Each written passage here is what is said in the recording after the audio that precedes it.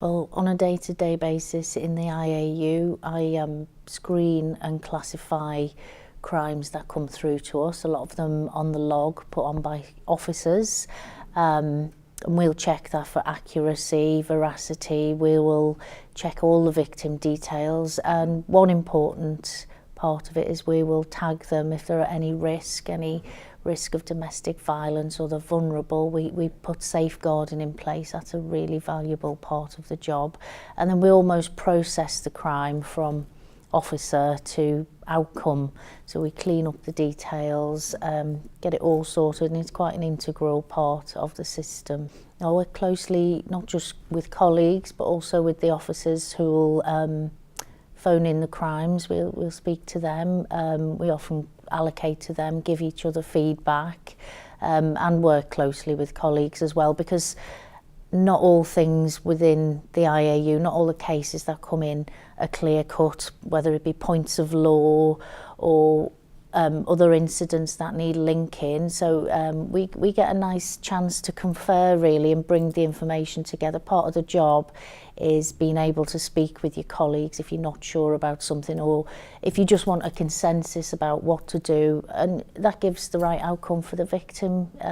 Often enough it will contribute towards that. I like the variety of the job. Every case is different that we process. There's people or person behind every case that comes in. Everything tells a story. It's so individual, and you know, you're putting people on the path to being helped, to getting through things, to getting through difficult situations. So it's a big motivation for me. The challenges of the job is making sure things are accurate really, and just so. You don't want to miss anything. You don't want to miss putting a safeguarding in place. It's really important for the victim, and often it's important for the suspect, you know, to get the right outcome for them as well. So the challenges are getting it all together and maybe not missing something, maybe, you know, just picking up on that detail that'll link the crimes together on the system, having an eye for that, you know, because if it widens the pool of available evidence within a case and progresses things along, which is what we are there to do after all. The advice I give to anybody thinking about becoming an incident assessor and review officer is have a little bit of research online. Think about what values you've got, how you can apply your skill set to the IAU, and how it would suit you. What could you offer to the service, but really have a look at it, because it's an interesting role. Well, I did an undergraduate science degree and worked in research in big pharma for a number of years, so the need for something to be legally accurate and the data to be consistent was an integral part of that, and that does translate right across to the IAU.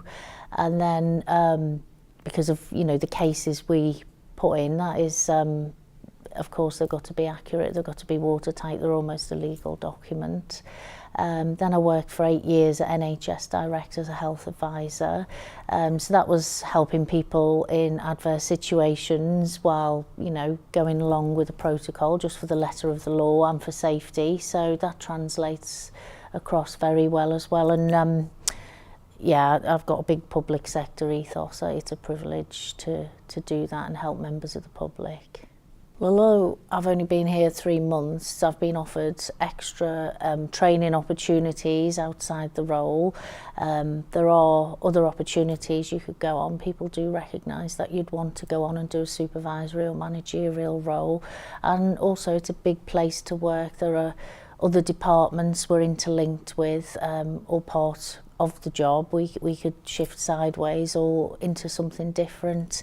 Within our role, there are opportunities to become specialists in different facets of the job. For example, providing a victim support service, that's within our role, but you could become a champion of that. So there are always plenty of opportunities, and I've seen that, you know, just in the short time I've been here.